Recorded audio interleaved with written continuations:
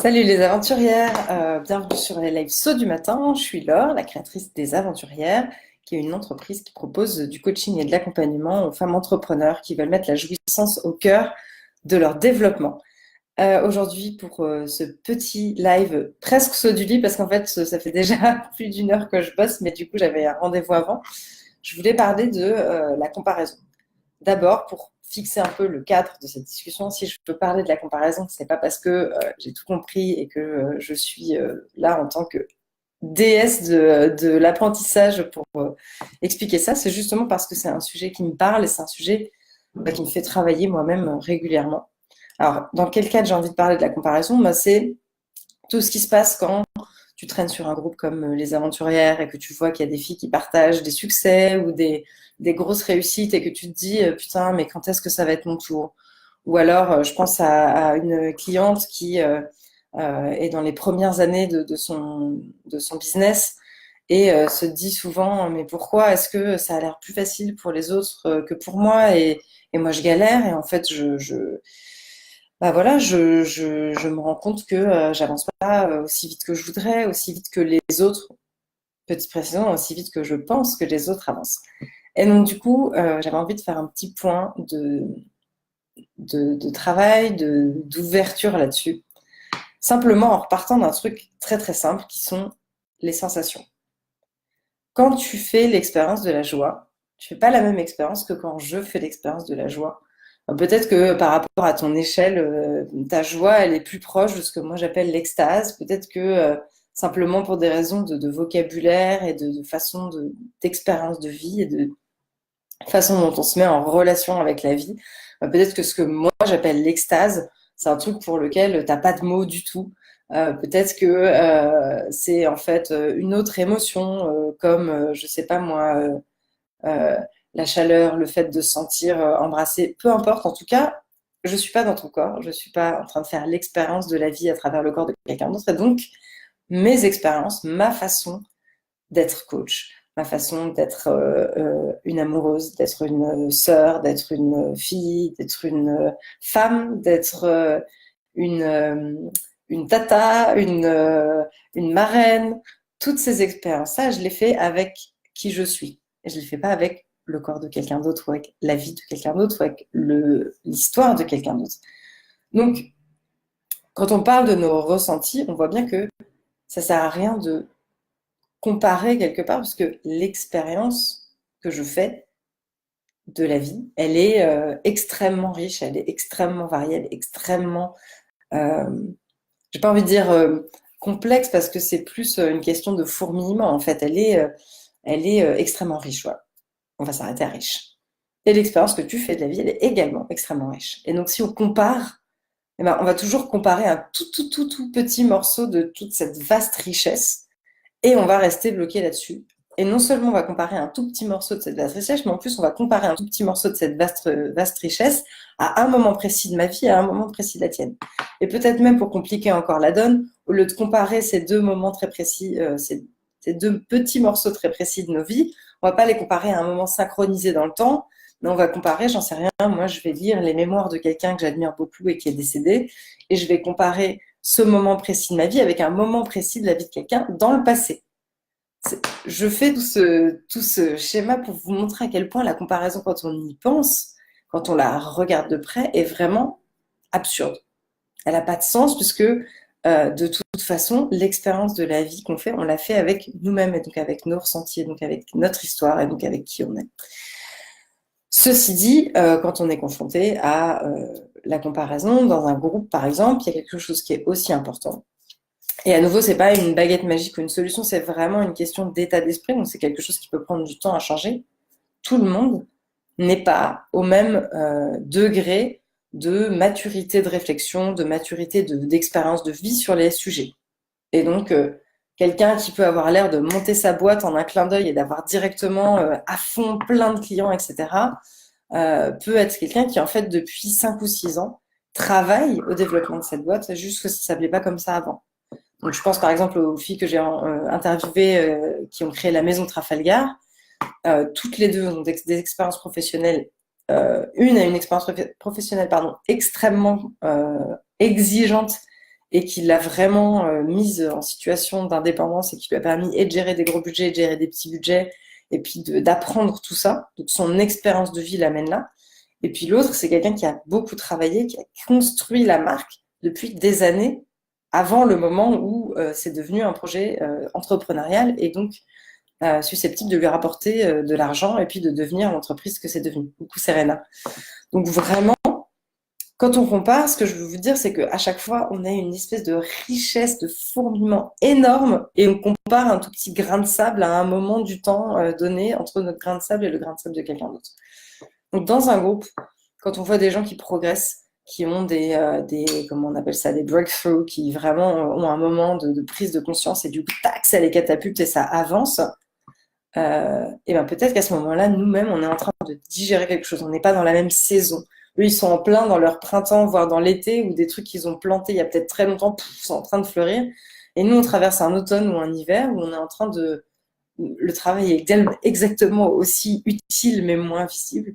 Où on est en train de traverser une période de plus grande douceur, de retour à soi et de protection, de régénération de nos ressources qui va peut-être faire un printemps et un été plus tard. Donc vraiment, c'est important quand vous voyez quelqu'un de vous rappeler que on traverse pas toutes les mêmes saisons de notre vie, tous en même temps, à synchroniser comme ça.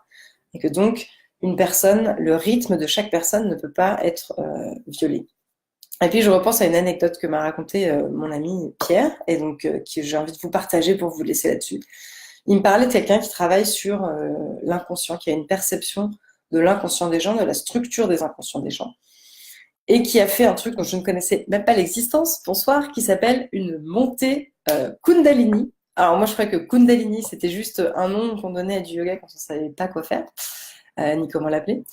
Et en fait, une montée Kundalini, apparemment, c'est quand on a une espèce d'éclair de sagesse infinie, de la vérité de l'univers qui nous tombe dessus, comme ça, sans prévenir, d'un coup, tac.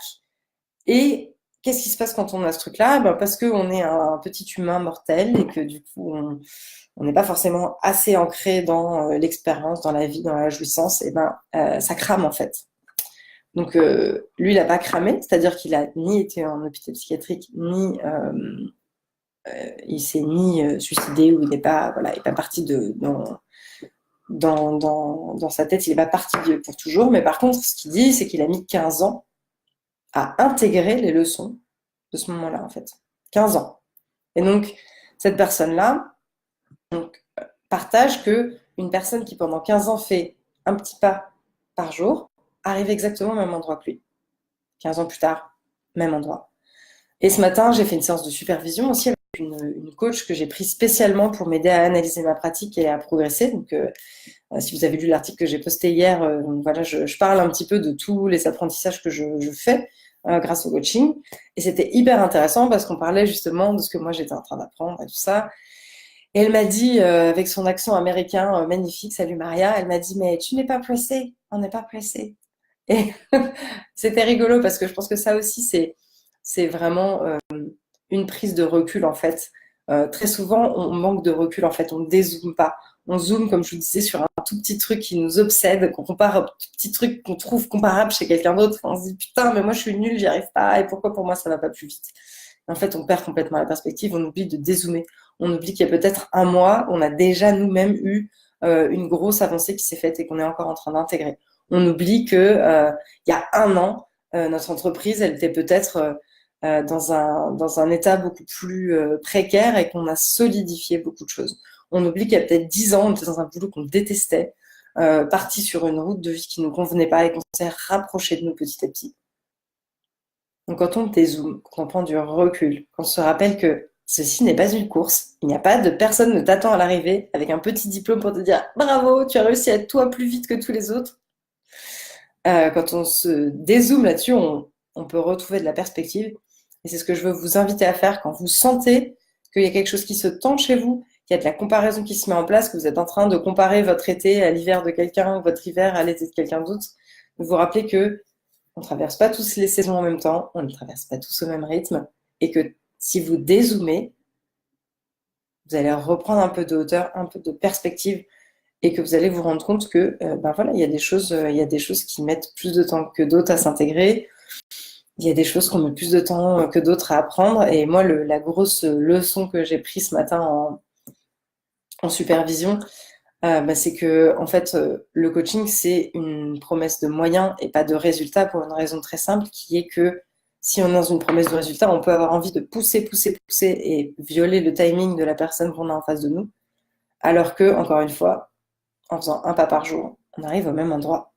Et que donc, il y a pas de course vis-à-vis de ça. Il y a vraiment beaucoup de douceur et d'espace à remettre avec nous-mêmes et avec nos clients dans mon cas, mais avec nous-mêmes déjà en premier pour retrouver de la perspective.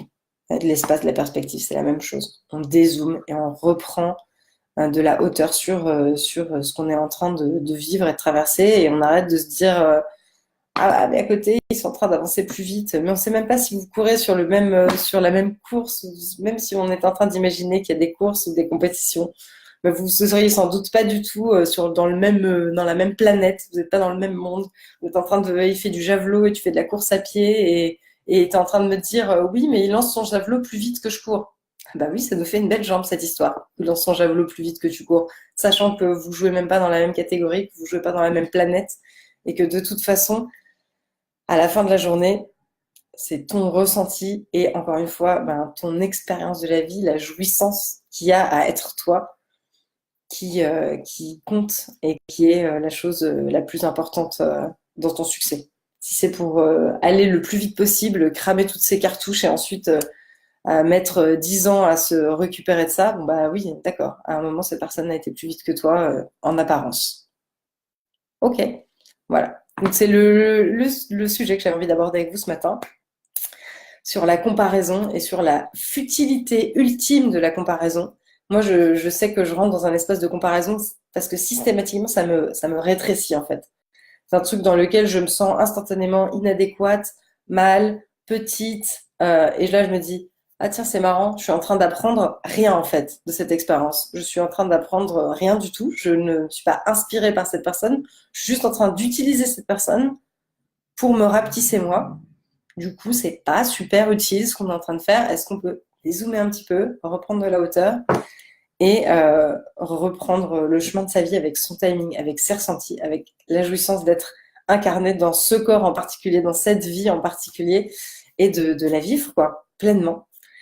Je vous souhaite une très bonne journée. Et si vous voulez plus de live, vous pouvez aller sur la chaîne YouTube où je les poste. Et sinon, vous abonner au... Je sais pas pourquoi je fais ce geste, comme si j'allais mettre un lien incroyable. Je ne sais pas faire ça. Je n'ai pas les compétences pour faire ça.